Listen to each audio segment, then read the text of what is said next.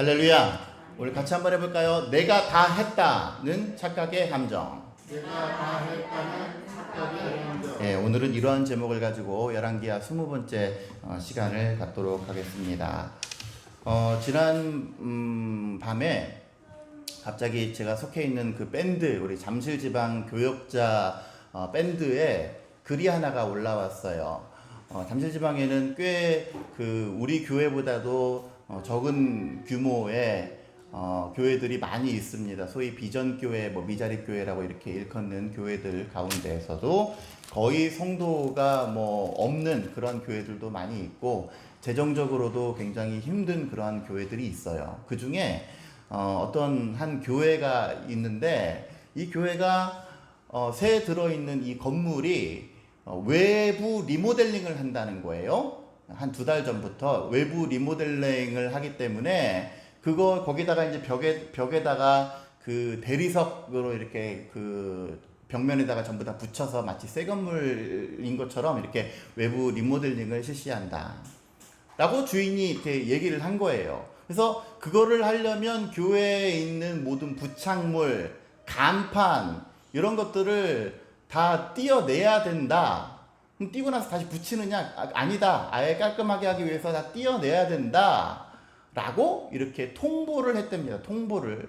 그러니까 이제 이 목사님은 답답한 거죠.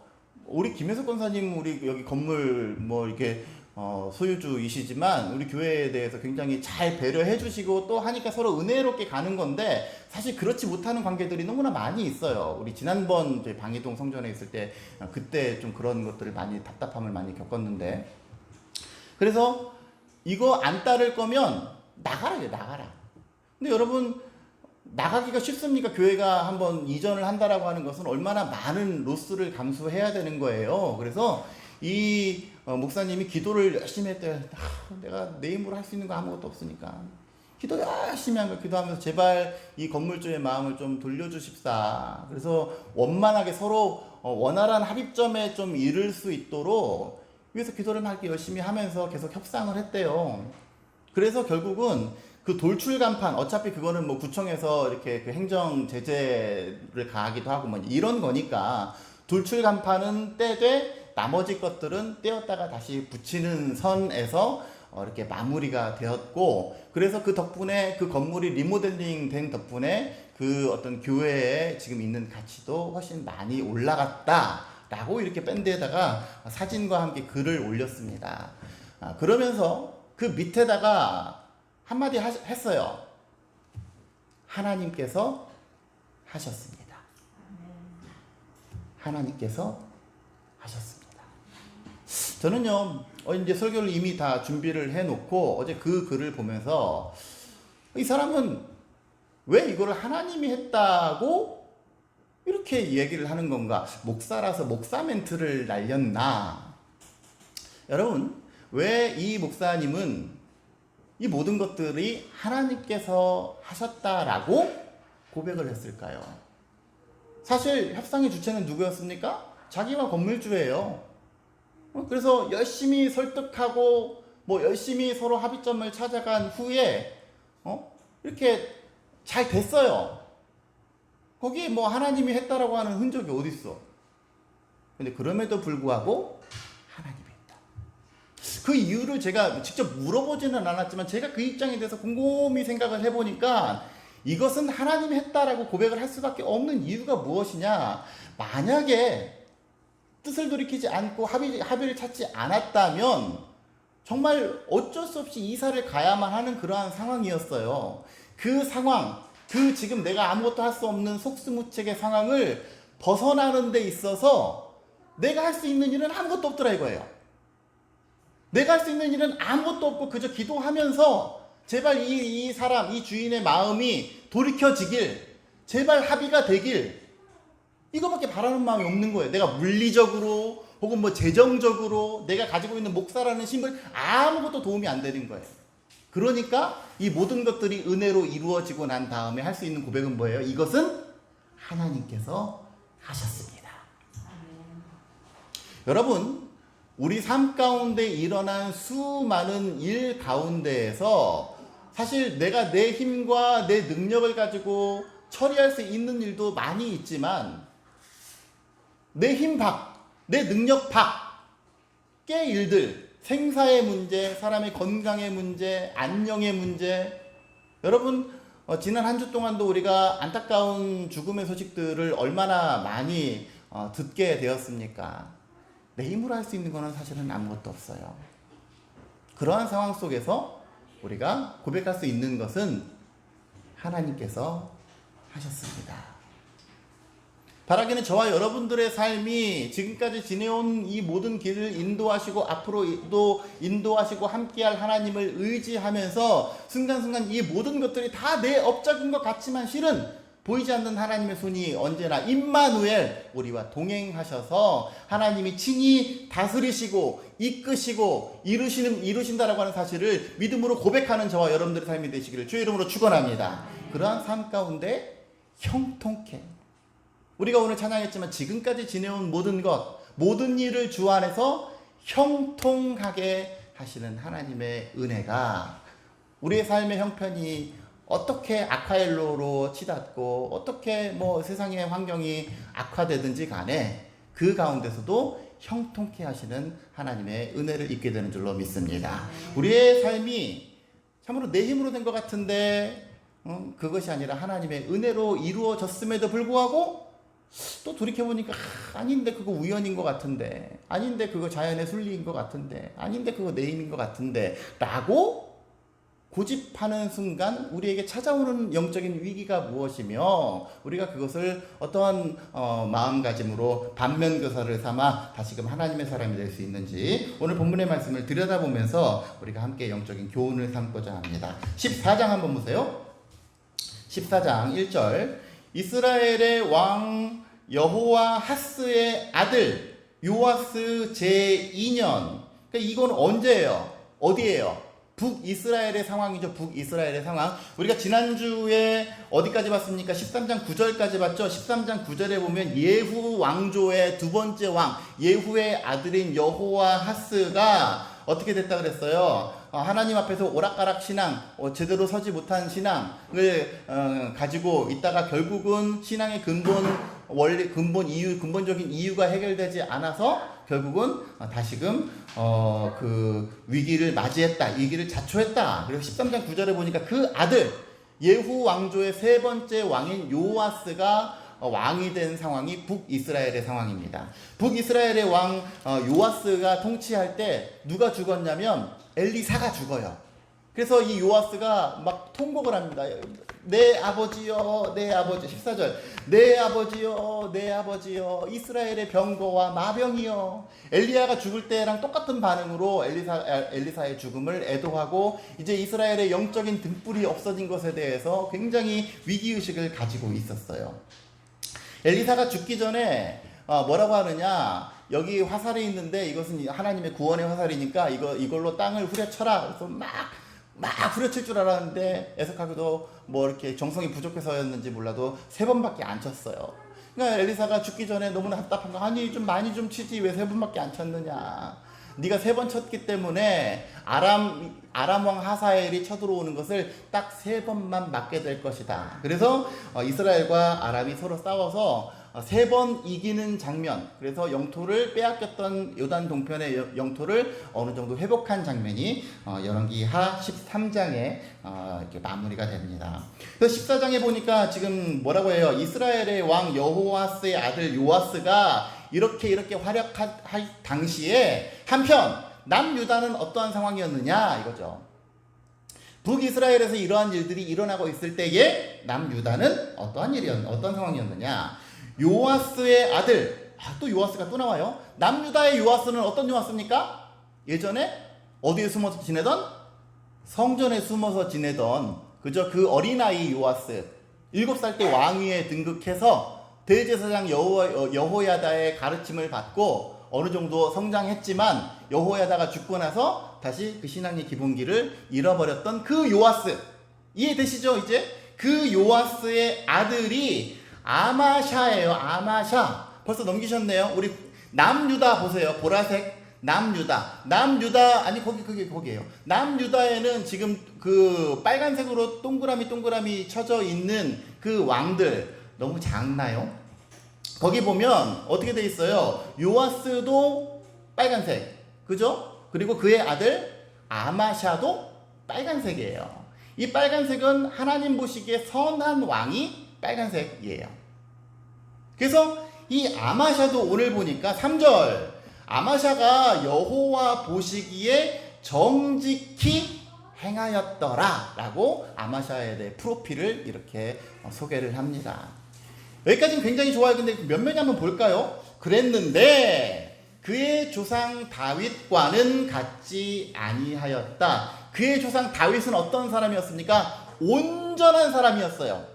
중간에 한번 실수를 했지만 그 실수했다고 하나님을 떠나지 않고 다시금 눈물로 금식하고 회개하면서 하나님의 은혜로 온전히 돌아서고자 했던, 하나님 앞에 철저했던 이스라엘의 왕이 바로 다윗이었어요. 그의 조상 다윗과는 같지 않았다 라고 하는 그 수식어는 결국 뭘 의미하냐면 이 사람이 신앙인이긴 신앙인인데 온전한 의미에서의 신앙인은 아니었다. 그러니까 우리가 분류상 남유다의 왕 8명의 왕을 선한 왕으로 분류를 합니다. 그러니까 종교를 조사해보면 기독교예요. 그래서 나름 여호와 보시기에 정직하게 행하기도 했어요. 그런데 온전한, 정말로 퍼펙트하게 내 삶의 주인은 하나님이십니다 라고 고백하는 단계까지는 이르지 못한 거예요. 그런데 어쨌든 보세요. 그의 아버지 요아스가 행한 대로 다 행하였어도 나름 신앙의 행위도 있었어요.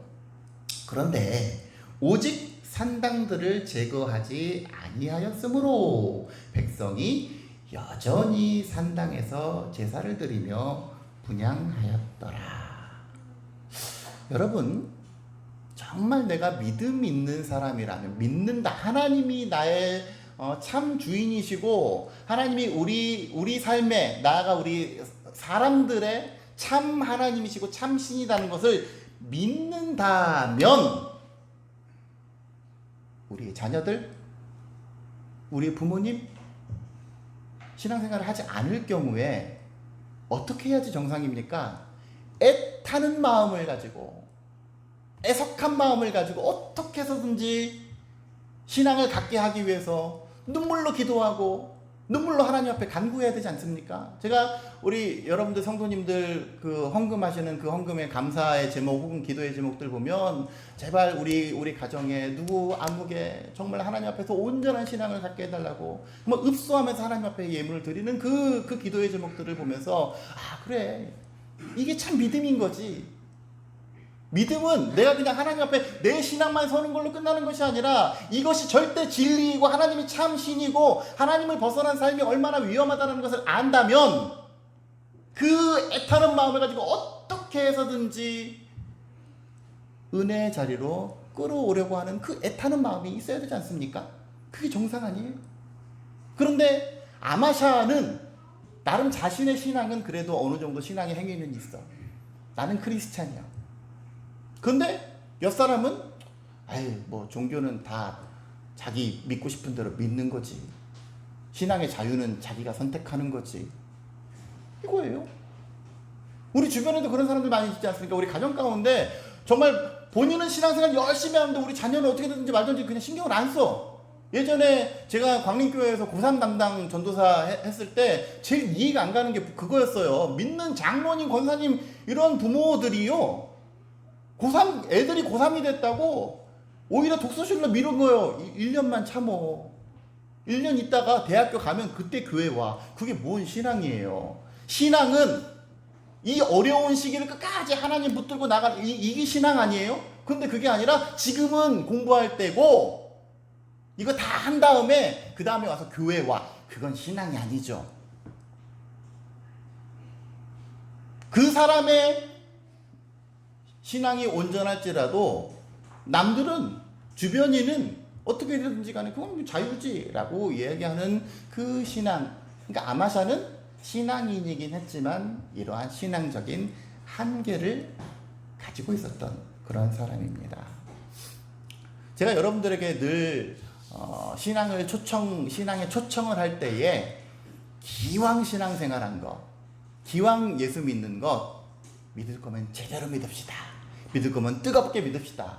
그냥 종교인이 아니라 그냥 종교 생활, 종교 활동, 종교 행사하는 그러한 사람이 아니라 기왕 믿을 거면 제대로 믿읍시다 라고 하는 이유는 뭐냐면, 오늘 아마샤는 자신은 신앙인으로 분류가 되었고 나름 신앙의 열심도 있었지만, 행위 열심도 있었지만, 분명한 신앙적인 한계를 위기가 찾아왔을 때 혹은 삶의 내용 가운데 결정적인 순간에 하나님을 찾지 못하는 그러한 실책을 범하게 돼요.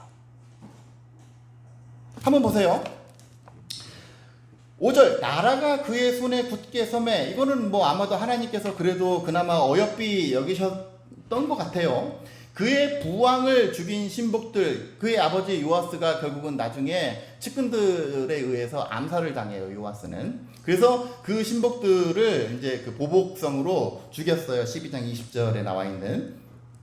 그랬는데 이제 왕을 죽인 자녀들은 죽이지 아니하였다. 거기 뭐라고 시시콜콜 나와 있죠. 연좌제를 물어서는 안 된다. 그러니까 이것은 뭐냐면, 이 아마샤가 모세의 율법을 이렇게 준수한 사람이었다라고 하는 설명을 하기 위해서 지금 이 5절 6절을 써 놓은 거예요. 그러니까 여기까지만 보면 그래도 괜찮은 왕이지 이렇게 생각되지 않습니까? 근데 7절 보세요. 아마샤가 소금골짜기에서 에돔 사람 10,000명을 죽이고 또 전쟁을 하여 셀라를 취하고 이름을 욕도엘이라 하여 오늘까지 그러했다. 그러니까 에돔을 쳐서 이겼다. 에돔과 전쟁에서 에돔을 쳐서 이겼다. 그랬는데 8절부터 14절까지는 어떤 내용이에요? 북이스라엘의 왕 요아스에게 한판 붙자 그랬다가 베스메스에서 참패를 당해요. 그 내용이 오늘 읽은 성경에 우리가 세 가지 부분으로 나눌 수가 있습니다. 첫 번째는 아마샤는 이러이러한 신앙의 소유자였다. 두 번째는 소금골짜기에서 에돔 사람 10,000명을 죽였다. 세 번째는 그 기세를 몰아서 북이스라엘과 싸움을 했는데 참패했다. 이거예요. 그럼 어떻게 해요? 이거 뭐라고? 이걸 가지고 우리가 판단할 수 있는 게 뭐가 있습니까? 그러니까 성경을 열왕기하가 어떤 의도로 보도하지 않았는지는 모르겠지만, 열왕기하는 어떻게 보면 역사적인 사실만을 나열한 거예요. 적어도 지금 열왕기하 14장에서는. 이것을 현미경과 같이 들여다보기 위해서는 우리 아까 전에 뭐라 그랬어요? 15절 이하를 보니까 이 나머지 기타 자세한 사항은 이스라엘의 왕 역대지략에 기록되지 아니하였느냐. 한번 보시자고요. 역대기를 한번 보세요. 역대하 25장.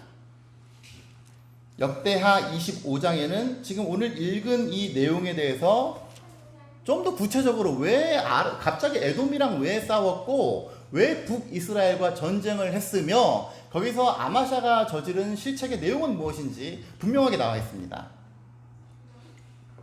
역대하 25장 1절, 아마샤가 이렇게 됐다. 2절, 아마샤가 여호와께서 보시기 정직하게 행하기는 하였으나, 여기 보세요. 온전한 마음으로 행하지 아니하였다. 아까 전에 뭐라 그랬어요? 그의 조상 다윗과 같이 하지는 아니하였다. 같은 말로 온전한 마음으로 하지는 않았다.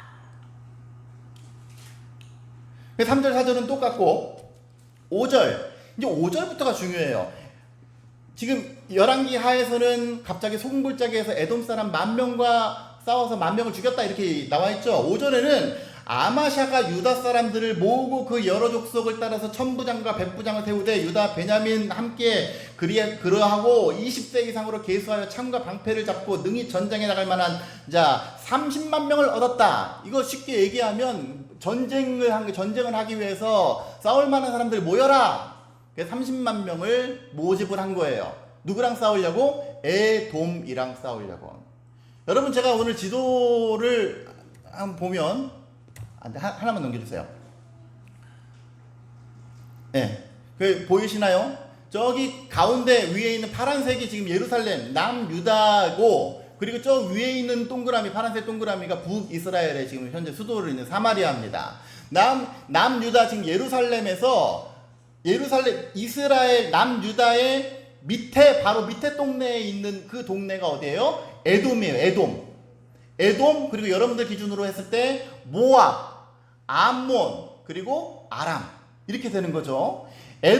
에돔이랑 한판 붙은 거예요. 에돔이랑 싸운 그 이유는 뭐냐면, 에돔이 옛날에 다윗 왕국 때에는 이스라엘에게 순종적인 그러한 속국이었는데 반기를 들고 일어섰어요. 그러니까 그러다 보니까 뭐가 문제냐면, 이 이스라엘 기준으로 남방 땅과 교류를 맺어야 되는데, 무역을 해야 되는데 에돔이 걸림돌이야.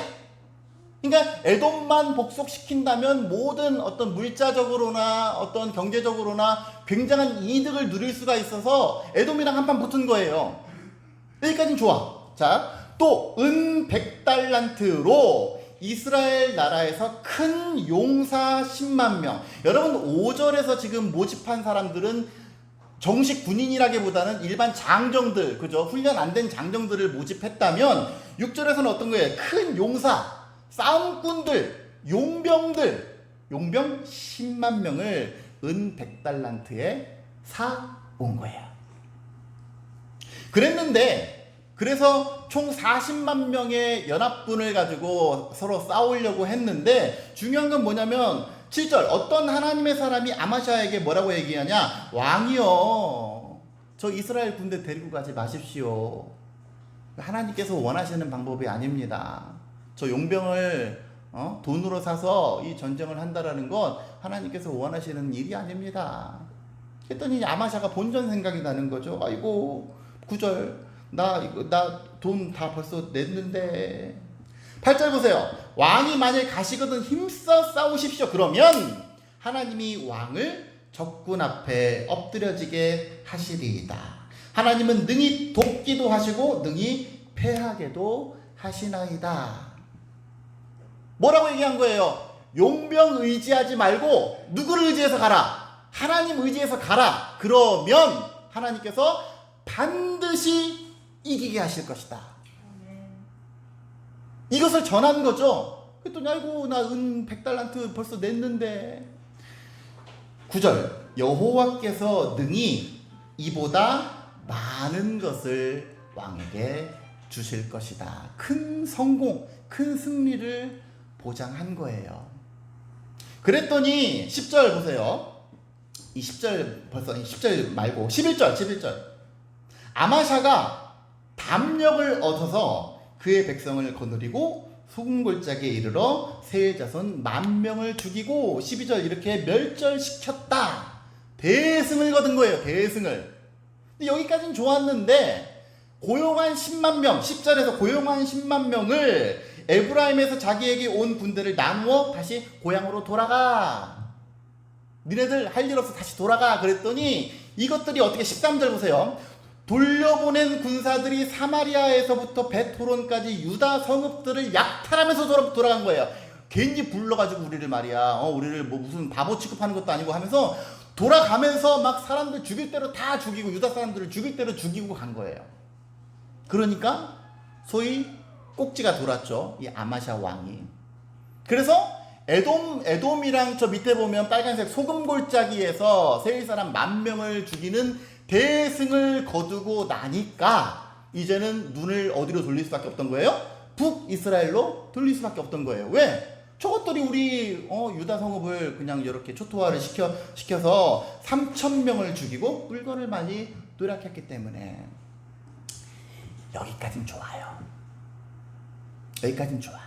근데 14절, 아마샤가 에돔 사람들을 죽이고 돌아올 때에 세일 자손의 신들, 즉 에돔이 섬기는 지역 우상들을 가져와서 자기의 신으로 세우고 그것들 앞에 경배하고 분양한지라.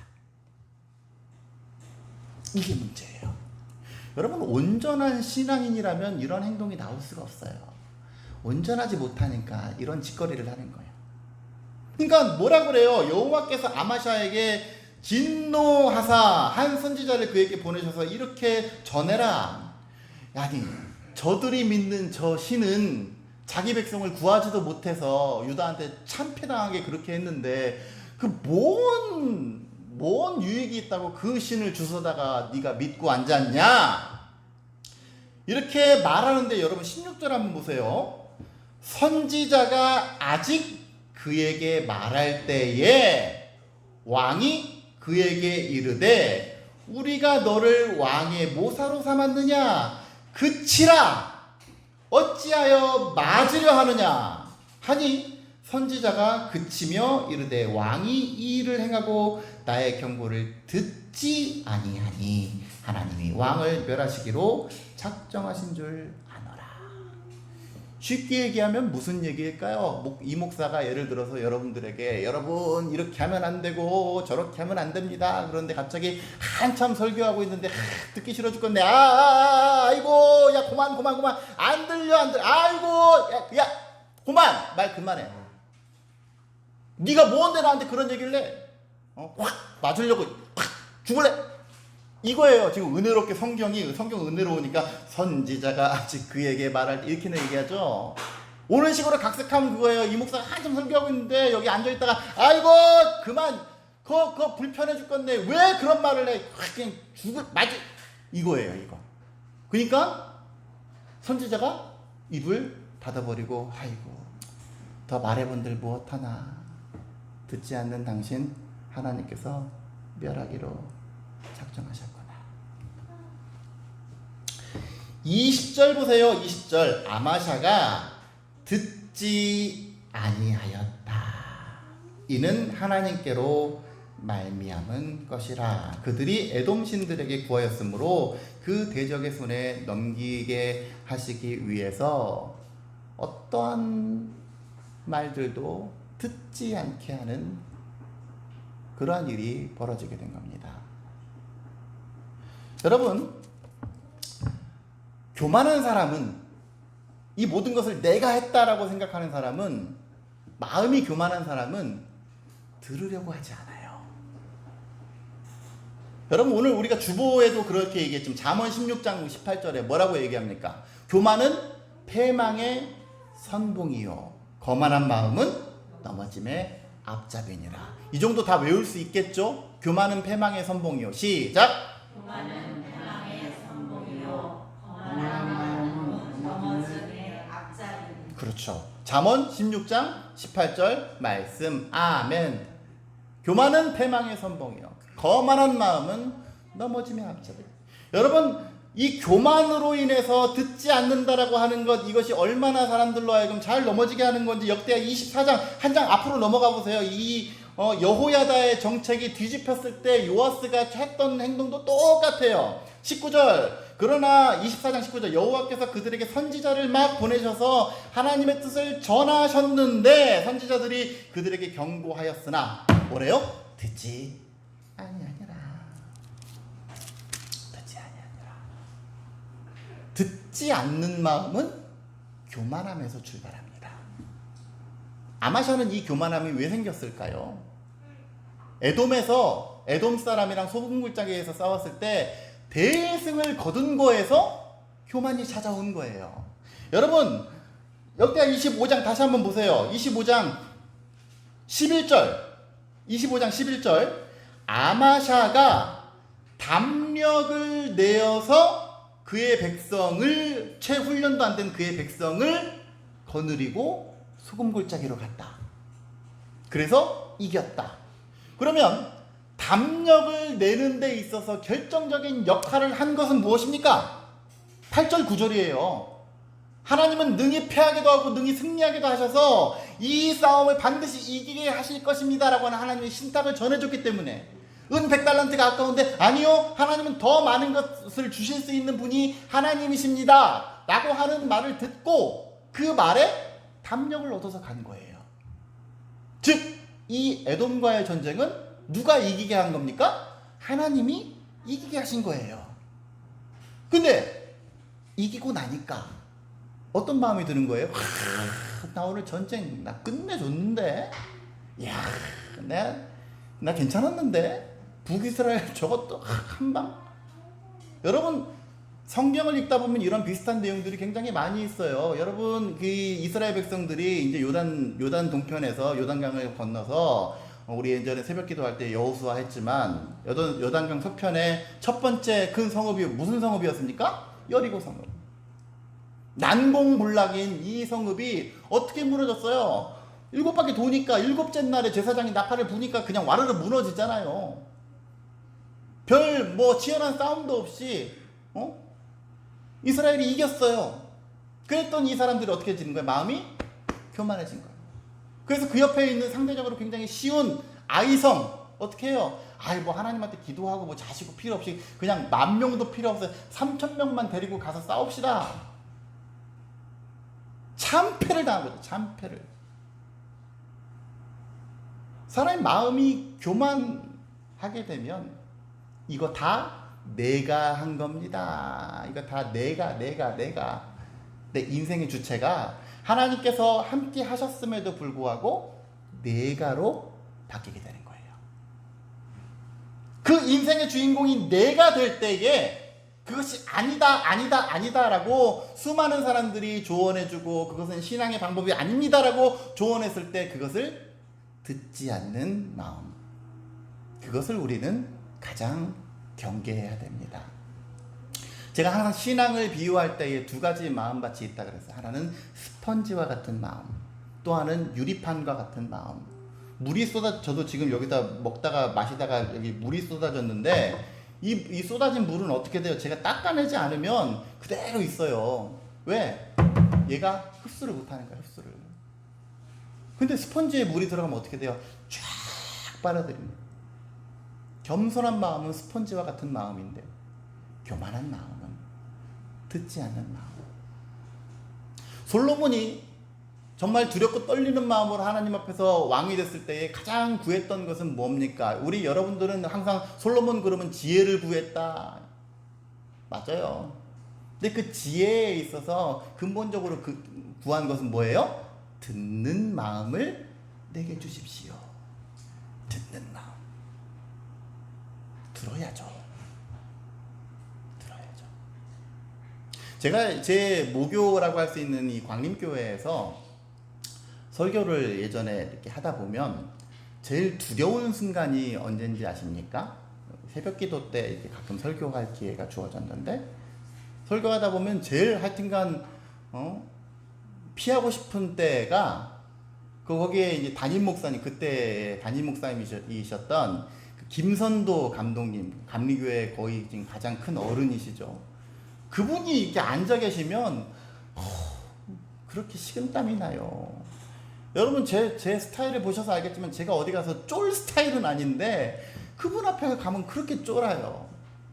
그 이유가 뭔지 아십니까? 그분은, 저는 그 당시 신출내기 전도사였고 그분은 감리교회 거의 거목이에요, 거목. 그런데 뭐 저뿐만 아니라 다른 사람들, 부목사도 그렇고 설교를 하잖아요. 강단에서 설교하면 보기에 얼마나 가짠겠어요. 네가 알면 뭐라 이렇게 되겠어요. 근데 그 양반은 지금 저기 제일 앞자리에 앉으셔가지고 이걸 다 적어요. 적어. 그러니까 아니 그 전도사 설교가 뭐라고 그걸 적어요. 그러니까 무서운 거예요. 한마디 뱉기가 되게 무서운 거예요. 적었는데 나중에 와갖고 근거를 대라 그러면 어떻게 하지? 왜 적을까요? 심심해서 적을까? 아니에요. 그 정말 신학적으로 나름 체계도 정말 잘 갖추고 거의 모든 어떤 목회에 있어서 거목인 그 분이 적는다라고 하는 것은 그럼에도 불구하고 들을 길을 가지고 그 메시지를 듣겠다라고 하는 표현인 거예요. 그러니까 긴장이 돼요. 왜 그냥 가만히 앉아 계시지? 왜 이걸 적고 그러지? 그 마음. 매주마다 설교를 듣는 여러분들에게도 비록 누군가에게는 아들 사위이고 누군가에게는 남편이고 누군가에게는 또 후배일 수 있겠으나 주의 종의 심정을 가지고 선포되어지는 이 하나님의 말씀을 듣는 마음, 열린 마음으로 들을 줄 아셔서 내 삶 가운데, 내 신앙의 양약으로 삼을 수 있는 저와 여러분들 되어주시기를 주의 이름으로 간절히 축원합니다. 절대 복종하라 이런 의미가 아니에요. 여러분들에게 선포되어지는 하나님의 뜻이 그러하다면 아직 하나님의 말씀을 겸손함으로 듣게 될 때에 겸손함이 내 삶 가운데 주인이 하나님입니다 라고 고백할 수 있는 출발점이에요. 오늘 아마샤는 비록 겉으로 보기에는 신앙이 있는 것 같았지만 마음에 교만함이 찾아왔어요. 하나님의 도우심으로 말미암아 승리를 거두었지만 그것이 내가 한 것인 양 착각을 하게 된 거예요. 아직 하지 마세요. 여러분 한 장만 더 넘겨볼까요? 하나만 더. 네, 이 아이들이 가지고 노는 퍼즐인데 제 이 퍼즐 이름을 몰라가지고 인터넷에 뭐로 검색을 해야 되나 막 왔다 갔다 이동하는 퍼즐 뭔 퍼즐 다 해봤는데 결국은 슬라이드 퍼즐이라 그러더라고요. 슬라이드 퍼즐, 그죠? 뭐 이게 밀어서 하는 퍼즐이니까 뭔지 아시죠? 다 이거 모르시는 김혜숙 선생님이 아세요? 이렇게 한 칸만 비어 있어 그래가지고 이렇게 저렇게 이동을 해가지고 이렇게 이동을 하면 결국은 이 원하는 그림을 맞출 수 있는 거예요. 설명이 괜찮았죠, 그죠? 이렇게 이동을 해가지고 이렇게 하면 결국은 원하는 대로. 예를 들어서 저 그림이 이제 섞여져 있는데 A, B, C, D부터 이렇게 있는데 A가 만약에 맨 밑에 칸에 있다고 한번 생각을 해보세요. 근데 원래 정말 정상적으로 A가 있어야 될 부분은 저 왼쪽 맨 위쪽에 있어야 된다. 그러면 어떻게 해요? A를 막 이동을 시켜야 되겠죠? 이동을 시킬 때 어떻게 이동시킵니까? 그냥 빼가지고 이렇게 이동 안 시키잖아요. A를 지금 A 있는 A로 이동을 시키기 위해서 이렇게 밀고 옆에 있는 것들도 밀고 다시 이동시키고 위치를 변경해서 결국은 원하는 A의 자리로 가게 하는 것, 이게 슬라이드 퍼즐입니다. 하나님께서 우리의 인생을 인도하실 때, A로 인도하실 때, 원하는 목적지로 인도하실 때 그냥 거저된 것 같지만 오늘 성경의 역사를 보면 우리가 알 수 있듯이 우리를 A로 인도하시기 위해서 얼마나 많은 주변의 것들을 움직여서 결국은 우리를 하나님께서 원하시는 방향으로 이끄시는 거예요. 거저된 것 같죠? 그것을 뭘로 알아? 몰라요. 우리가 그렇게 삶을 믿음 안에서 조명하고 해석해 보는 거예요. 우리가 지난주에도 보았지만 이스라엘의 구원자를 보내셔서 하나님께서 이스라엘을 구원하셨다. 이것은 성서적으로 신앙적으로 그 현상을 해석한 거예요. 그러면 역사적인 상황은 어떤 상황이었습니까? 우리가 지난주에도 보았지만 이스라엘을 압박하던 하사엘을 누가 친 거예요? 아수르가 친 거예요. 아수르가 쳐서 압박을 멈추고 결국은 본국으로 돌아갈 수밖에 없는 그 상황을 만든 거예요. 그 역사적인 상황이에요. 그 역사적인 상황을 하나님이라고 하는, 하나님의 주관하심이라고 하는 믿음의 눈으로 바라보았더니, 아, 이스라엘을 구원하시기 위해서 하나님이 이것을 이렇게 옮기고 저것을 저렇게 옮겨서 하나님께서 원하시는 목적을 이루어냈구나 라고 우리의 삶을, 역사를 해석하는 겁니다. 그 믿음의 눈으로 여러분들을 바라보세요. 여러분 매일의 삶 가운데 하나님의 보이지 않는 손이 여러분들을 움직이는 것이 느껴지십니까? 안 느껴져요. 근데 지나고 나면 그때 내 힘으로 할 수 없었는데 이거 내가 할 수 없는데 이거 나는 속수무책 이제 뭐 이사를 갈 수밖에 없는데 이 간판 문제 주인 마음이 돌이켜질 수가 없는데 라고 했지만 하나님께서 지나고 나니까 이것은 내가 할 수 없었으나 하나님께서 하셨습니다 라고 고백할 수밖에 없는 거예요. 여러분들은 우리 삶을 어떻게 해석하십니까? 지금까지 지내온 모든 것이 주의 은혜이고 한이 없는 주의 사랑, 내가 어찌 다 이루 말할 수가 있겠습니까? 저나 깨나 주의 손이 항상 살펴주셔서 모든 일이 주 안에서 형통하게 이루어졌습니다 라고 고백하면서 나의 삶 가운데 이루어진 일들은 물론 내가 잘나서 한 것도 있겠지만 그러나 하나님의 은혜 아니면 나는 여기 없습니다. 전적으로 하나님의 은혜입니다 하고 모든 영광을 하나님께 돌릴 수 있는, 그래서 더 큰 은혜와 더 큰 하나님의 인도하심과 더 큰 하나님의 계획 안에 거하시는 저와 여러분들의 삶이 되어주시기를 주의 이름으로 간절히 축원합니다.